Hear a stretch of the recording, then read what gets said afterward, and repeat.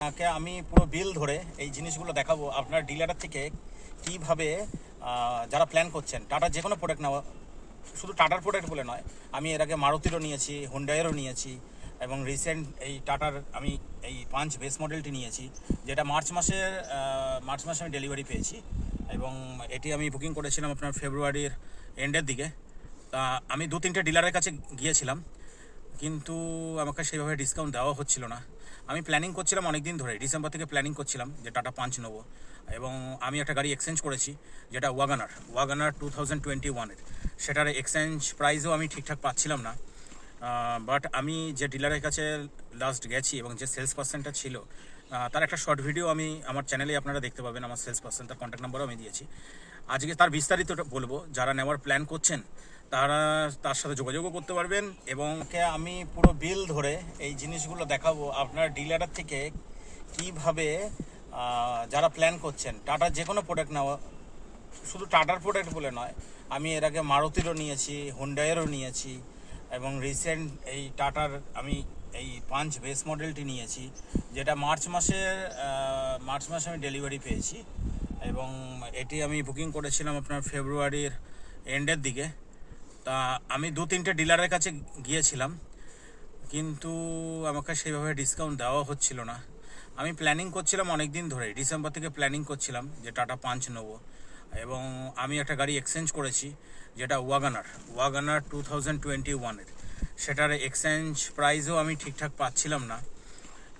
But আমি যে ডিলারের কাছে লাস্ট গেছি এবং যে সেলস পার্সনটা ছিল, তার একটা শর্ট ভিডিও আমি আমার চ্যানেলে আপনারা দেখতে পাবেন। আমার সেলস পার্সন, তার কন্ট্যাক্ট নাম্বারও আমি দিয়েছি।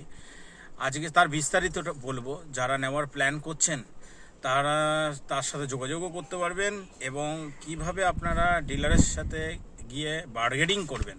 কেননা আপনারা ভালো করেই জানেন, কোনো কিছু বার্গেনিং না করলে কেউ সহজে কোনো কিছু দেয় না। তা সুতরাং জিনিসগুলো আপনাদের পয়েন্ট করে আমি প্রত্যেকটা জিনিস আপনাদেরকে সেই জিনিসগুলো বলবো, আপনারা কিভাবে বার্গেনিং করবেন এবং কোথা থেকে কমাবেন, এবং টোটাল ডিসকাউন্ট যেটা আমি পেয়েছি সেটাও আপনারা একই প্রসেসে করতে পারেন। অনেকেরই টাইট বাজেট থাকে এবং একটা বাজেটের মধ্যে নিতে চান যাতে ওভার প্রাইস না হয়, এবং অবশ্যই বিল্ড কোয়ালিটি এবং সেফটি সব দিক থেকেই একটা বেটার সেগমেন্ট কার।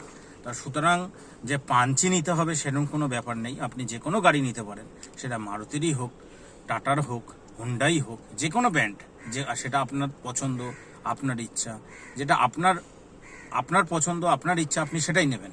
কিন্তু যার থেকে নেন, যেভাবেই নেবেন, সেটা যেন সঠিকভাবে নিতে পারেন, সেটা বলারই আমার উদ্দেশ্য। আমার কোনো ব্র্যান্ডের হয়ে প্রচার করা বা পার্টিকুলার কোনো একটা ব্র্যান্ডের স্পন্সর করা, এটা আমার উদ্দেশ্য নয়।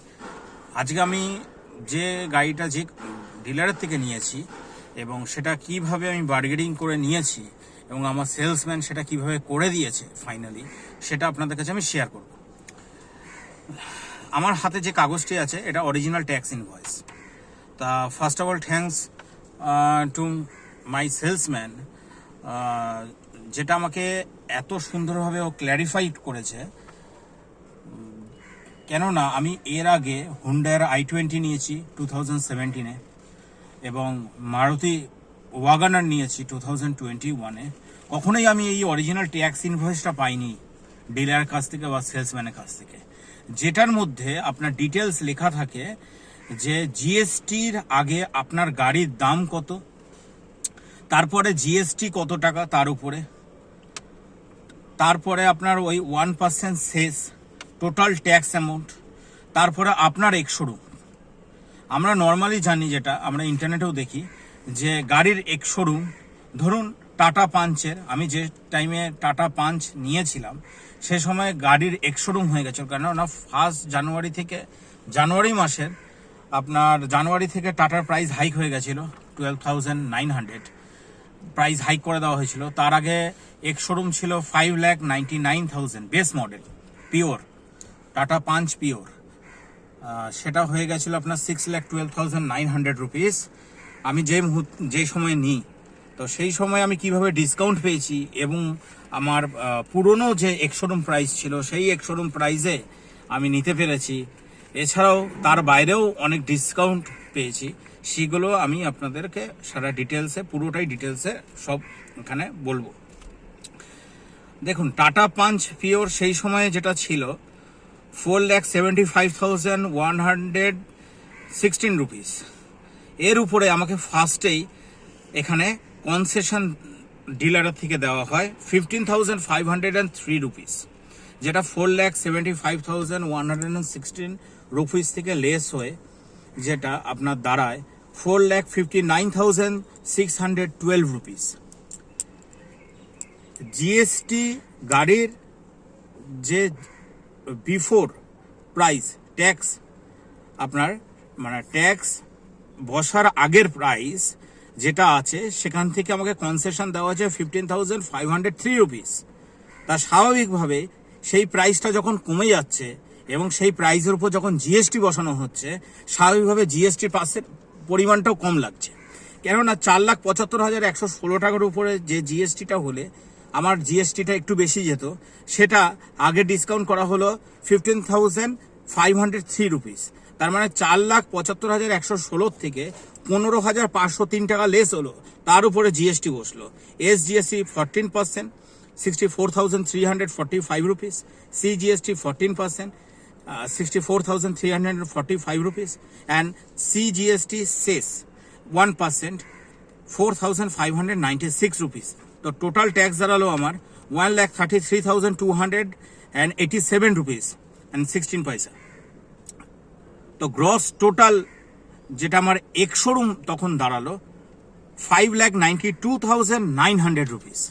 তা আপনারা এটা ভাবার চেষ্টা করুন বা বোঝার চেষ্টা করুন আপনারা, সেটা হচ্ছে আমি যে সময় গাড়িটা নিয়েছি অফিসিয়াল টাটা মোটরসের ওয়েবসাইটে গাড়ির এক্স শোরুম প্রাইস দেখাচ্ছিল 6,12,900 রুপিস, এবং আমি অন্য ডিলারের কাছেও যখন জিজ্ঞাসা করেছি গাড়ির এক্স শোরুম কত আছে পাঞ্চ পিওর বেস মডেল, তখন আমাকে বলা হয়েছে গাড়ির প্রাইস বেড়ে গেছে 6,12,900 রুপিস। সেটি আমার এক্স শোরুম হয়ে গেল 5,92,900 রুপিস। তার মানে 6,12,900 থেকে এক্স শোরুম হয়ে গেল 5,92,900। এবং আমি এই ডিটেলসটা আপনাদের ভিডিওতে বলছি, প্লাস এই প্রাইস লিস্টটা আমি আমার ডেসক্রিপশন বক্সে দিয়ে দেবো, আপনারা দেখে নেবেন। আমার কাছে লিগাল ডকুমেন্ট রয়েছে, সেই ডকুমেন্ট ওয়াইজ বলছি। আমার কাছে অরিজিনাল ট্যাক্স ইনভয়েস আমার হাতে, আমাকে যা ডিলার দিয়েছে।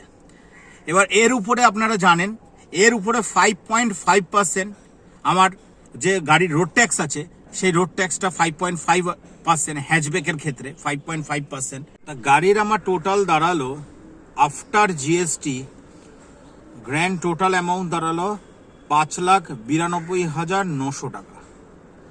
তাহলে 6,12,900 টাকা সেই মুহূর্তে আমার গাড়ির এক্স শোরুম ছিল, যেটা আমি অনলাইনেও দেখতে পাচ্ছিলাম এবং অফিসিয়াল ওয়েবসাইটও দেখতে পাচ্ছিলাম, এবং অন্যান্য ডিলারের কাছে গিয়েও সেটা আমাকে একই কথা বলা হলো যে 6,12,900 টাকা আপনার গাড়ির দাম বাড়ার পরে এখন গাড়ির এক্স শোরুম, তার উপরে রোড ট্যাক্স, তার উপর আপনার ইন্স্যুরেন্স নিয়ে গাড়ির অন রোড প্রাইস হবে।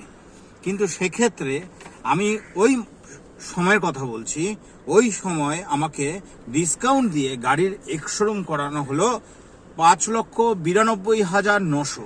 তাহলে 5,92,900 মানে আমি 5,93,000ই ধরলাম, আর 6,12,900 তার ডিফারেন্স কতটা হচ্ছে?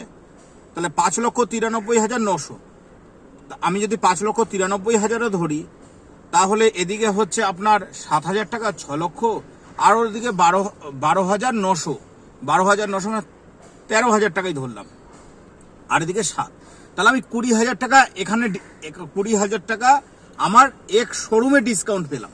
20,000 টাকা, যেখানে পাঞ্চ গাড়িতে 1 টাকাও ডিসকাউন্ট হয় না। আপনি যে কোনো ডিলারের কাছে গিয়ে বলবেন, আমি শুধু এই গাড়ির ক্ষেত্রেই বলছি, কেননা এই গাড়ি কেনার ক্ষেত্রে আমার যা এক্সপিরিয়েন্স হয়েছে এবং আমি 4-5টা ডিলারের কাছে গিয়ে যে এক্সপিরিয়েন্সটা হয়েছে, সেটাই আমি উইথ ডকুমেন্ট আপনাদের সাথে শেয়ার করছি। আপনাদের যদি পার্টিকুলার কারো পাঞ্চ গাড়ি নেওয়ার থাকে, সে পাঞ্চের যে কোনো ভ্যারিয়েন্ট, সে পাঞ্চ হোক কি নেক্সন হোক বা অন্য কোনো মডেল হোক, আপনার যদি টাটার কোনো গাড়ি নেওয়ার থাকে, তাহলে আপনারা বার্গেনিং করতে পারবেন যে এইভাবে ডিসকাউন্ট হয় সে এক্ষেত্রে। তাহলে আমি এখানে 20,000 টাকার মতো বেনিফিট পেয়েছি। এবার আমার যা এক্সরুম অ্যামাউন্ট দাঁড়ালো তার উপরে 5.5% আমার রোড ট্যাক্স দিতে হবে, সেখানে কিছু করার নেই। সেই রোড ট্যাক্সটা দেওয়ার পরে তারপর আমি আসছি ইন্স্যুরেন্সের পার্টটায়। ইন্স্যুরেন্সের পার্টটায় যখনই আমি আসছি, আমাকে যে অন্য ডিলার যে ইন্স্যুরেন্সের অ্যামাউন্ট বলেছিল যে স্যার আফটার ডিসকাউন্ট আমরা ইন্স্যুরেন্স 30,000 বলেছিল প্রথমে, লাস্ট আমাকে বলা হলো 25,000 নিচে আমরা করতে পারবো না, এবং ইন্স্যুরেন্স আমাদের থেকে নিতে হবে। প্রথমে বলা হলো যে 25,000 এর নিচে আমরা করে দিতে পারবো না। প্রথমে আমাকে বলা হয়েছিল 33,000, তারপরে বলা হলো আমরা আপনাকে 8,000 টাকা ডিসকাউন্ট করে দিচ্ছি। 8,000 টাকা ডিসকাউন্ট করিয়ে দিয়ে আমরা 25,000 করে দিচ্ছি। আমরা ওই ইন্স্যুরেন্সের থেকে 8,000 টাকা, আর ডিলারের থেকে আমরা 5,000 টাকার মতো ডিসকাউন্ট দিতে পারবো। তাও এটা কোন সময় বলা হয়েছিল? যেহেতু আমি ডিসেম্বর থেকে প্ল্যান করছিলাম নেওয়ার সময়, এবং যখন ডিসেম্বর মাসে আপনারা স্বাভাবিকভাবেই জানেন একটা হিউজ ডিসকাউন্ট দেয় যে কোনো ব্র্যান্ড, সেই মুহূর্তে বলা হয়েছিল। কিন্তু যখন জানুয়ারি মাস, যখন নতুন বছর পড়লো জানুয়ারি মাসে, তখন বলা হলো যে না স্যার, আমরা 5,000 টাকা যে ডিসকাউন্টটা দিচ্ছিলাম সেটা আমাদের ডিসেম্বর পর্যন্তই ছিল, সেটা আমরা জানুয়ারিতে দিতে পারবো না, আপনি শুধু ইন্স্যুরেন্সে 8,000 টাকাই পাবেন। তাছাড়া তখন আমি সেই ডিলার থেকে একটা বুকিং ক্যান্সেল করলাম, গিয়ে আমি ডিলারের কাছে আবার গেলাম। আমি বললাম আমার এভাবে সম্ভব নয়, আমি এভাবে নেবো না। আমার ওয়াগনারের যে এক্সচেঞ্জের যে প্রাইসটা ওনারা বলেছিল সেখান থেকে 10,000 টাকা কমিয়ে দিয়েছিল। বললো আপনাদের যেহেতু ডিসেম্বরে আপনার ভ্যালুয়েশন হয়েছে, তা এখন জানুয়ারি মাস পড়ে গেছে, আমরা এতদিন পরে আমরা দিতে পারবো না। তা স্বাভাবিকভাবে আমি কোনো ডিল ক্যান্সেল করি এবং অন্য ডিলারের কাছে যাই, এবং সেগুলো আমি আপনাদের সবই ডিটেলস বলবো। আমি এন্ড অফ দ্য ডে কোন ডিলারের থেকে গাড়ি নিয়েছি, তাই এটা হলো। এবং এখানে ইন্স্যুরেন্সের পার্টটায় আমি আসি। ইন্স্যুরেন্সের পার্টটায় আমার সেলসম্যান এত পোলাইট এবং অনেস্ট পারসন, সে আমাকে বললো স্যার আপনার টাকায় আপনি গাড়ি নিচ্ছেন, আপনি ইন্স্যুরেন্স আমার থেকেও নিতে পারেন, ইন্স্যুরেন্স নিজেও কাটতে পারেন অনলাইনে, কোনো অসুবিধা নেই। আপনি ইন্স্যুরেন্স কাটতে আমি একটা ভিডিও বানাবো, সেই ভিডিওটায় আপনাদেরকে আমি আমার কম্পিউটার স্ক্রিনে দেখিয়ে দেবো যে আপনি ধরুন একটা নতুন গাড়ি নিতে যাচ্ছেন, সেক্ষেত্রে যদি আপনার ডিলার আপনাকে বাধ্য করে যে আমাদের থেকে ইন্স্যুরেন্স নিতেই হবে, বা ইন্স্যুরেন্স আমরা এই প্রাইসের নিচে দিতে পারবো না, তখন আপনি নিজে কি করে ইন্স্যুরেন্স করবেন অনেকটা কম টাকায়, অন্তত 10-12 হাজার টাকা ওখান থেকে সেভ করতে পারবেন, এবং সেটা প্র্যাকটিক্যালি আমি কম্পিউটারে দেখাবো। এবং এক্ষেত্রে কি হয়েছিল, এক্ষেত্রে যেটা হয়েছিল যে প্রথমে আমি এই ডিলারকে বুকিং অ্যামাউন্ট দিই, প্রথমে আমাকে ফাইনাল একটা প্রাইস বলা হয়, অফার প্রাইস, আপনাকে আমি এটার মধ্যে অনরোল করে দিতে পারবো। তারপর আমি বুকিং অ্যামাউন্ট দিই আমি রাজি হওয়াতে, প্লাস আমার যে ওয়াগনারটা আমি এক্সচেঞ্জ করি, এবং সেই ওয়াগনারটা আমার যে ডিলার সেটা আমাকে বেস্ট প্রাইস দিতে পারছিল না এক্সচেঞ্জের মধ্যে। তা আমি ডিলারে, অনেকে বলতে পারবেন যে এই ডিসকাউন্টের মধ্যে হয়তো এক্সচেঞ্জ বোনাস আছে, কিন্তু আমি প্রথমে এক জিনিসটা জানিয়ে রাখি যে আমি ডিলারকে গাড়ি দিইনি। যে ডিলারের থেকে আমি এই গাড়িটা নিয়েছি, নতুন গাড়িটা নিয়েছি, সেই ডিলারকে আমার পুরনো ওয়াগনারটা দিইনি, যেটা 2021-এর আমার কাছে ওয়াগনার ছিল, সেটা আমি দিইনি। সেটা আমার সেলসম্যানই ব্যবস্থা করে দিয়েছে। একটা থার্ড পার্টি ভেন্ডার ছিল, সে এসে আমার গাড়ির ছবি তোলে, সে আমার গাড়িটা দেখে, সে তার ভ্যালুয়েশন করে, তার ভ্যালুয়ার আসে, এবং সে ফাইনাল প্রাইস জানায়। তারপর আমি তার সাথে কিছুটা বার্গেনিং করি, আমাদের ডিল ফাইনাল হয়, তারপর আমি সেটা তাকে দিয়ে দিই। সেটা ডিলারের সাথে কোনো সম্পর্কই ছিল না, সে শুধু মিডিয়েটার হিসাবে আমার সেলসম্যান কাজ করেছে, তাকে এনে দিয়েছে আমার কাছে, আমি এখান থেকে আমার প্রাইস জানিয়েছি, সে তার প্রাইস বলেছে, একটা কম বেশি হয়েছে, আমি কিছুটা প্রাইস নিজের থেকে কম্প্রোমাইজ করেছি, সে বললো এতটা দেওয়া যাবে না স্যার, কিছুটা কম্প্রোমাইজ করুন, তাহলে আমরা ডিলটা ফাইনাল করতে পারি। আমি দিয়ে দিয়েছি তাকে। সেটা টোটালি একটা থার্ড পার্টি ভেন্ডারের দ্বারা হয়েছে, সে আমাকে আলাদাভাবে পেমেন্ট করেছে, তাকে আমি গাড়ি হ্যান্ড ওভার করে দিয়েছি। পেপারসে যা সাইন করা সেগুলো আমি করে দিয়েছি, কেওয়াইসি দিয়ে দিয়েছি, দ্যাটস এন্ড। নাম ট্রান্সফার হয়ে গেছে, সেটা আমি পরে চেক করে নিয়েছি। কিন্তু আমি যখন ডিলারের ইয়েতে আসি, তখন আমাকে সেলসম্যান বলে যে স্যার আপনার নিজের টাকা আপনি ইন্স্যুরেন্স নিজে কাটতেই পারেন। এক্ষেত্রে আমার সেলসম্যানটা আমি লাকিলি খুবই ভালো পেয়েছি এই ডিলারের কাছে। তা তখন আমি যেহেতু আমি এটা অনেকটাই ডাউন পেমেন্ট করেছি অ্যামাউন্ট, এবং অল্প কিছু লোন ফাইন্যান্স করিয়েছি, তা অলরেডি যখন আমি ওখানে অ্যাপ্রুভালের জন্য যখন বলে দিয়েছি অ্যামাউন্টটা যেটা, তা আমি চাইছিলাম না আবার ব্যাংকের ওখানে গিয়ে বা ব্যাংকের রিপ্রেজেন্টেটিভকে জানাই যে ওটা কিছুটা কমিয়ে দাও, আমি এখান থেকে আরও কিছু পেমেন্ট করছি, প্লাস ওদের যেহেতু এক্সট্রা পেমেন্ট। হ্যাঁ, তা আমার সেলসম্যান আমাকে বললো স্যার আপনি ইন্স্যুরেন্স নিজে করে নিতে পারেন, আমাদের শোরুম থেকেও নিতে পারেন, অ্যাজ ইউর উইশ, আপনি যেভাবে চান সেভাবে করতে পারেন, কিন্তু সেটা আমাকে আগে থেকে বলে দিতে হবে। আর যদি আপনি ইন্স্যুরেন্স নিজে থেকে করতে চান, তাহলে গাড়ি আসলে গাড়ির ইঞ্জিন নাম্বারটা দিয়ে দেবো, ইঞ্জিন নাম্বার চেজিস নাম্বার দিয়ে আপনি ইন্স্যুরেন্সটা কেটে নেবেন, এবং সেটা কিভাবে করতে হয় সেটা আমি একটা আলাদা ভিডিও বানাবো, আপনাদের দেখিয়ে দেবো। কিন্তু এক্ষেত্রে আমি ইন্স্যুরেন্স যখন ইনকোয়ারি করলাম অনলাইনে আমার ইঞ্জিন নাম্বার চেজিস নাম্বার দিয়ে, তখন আমি দেখলাম আমি শোরুম থেকে আমাকে যে রেটটা বলা হলো 20,000 আপনার ইন্স্যুরেন্সটা হয়ে যাবে, যেটা আমার বাম্পার টু বাম্পার নতুন গাড়ির ক্ষেত্রে bumper to bumper 1 year and 3 years third party যে ইন্স্যুরেন্সটা এখন হয় গভর্নমেন্ট ল ওয়াইজ, আপনার 20,000 পড়বে। 20,000-এর নিচে আমাদের শোরুম থেকে হবে না।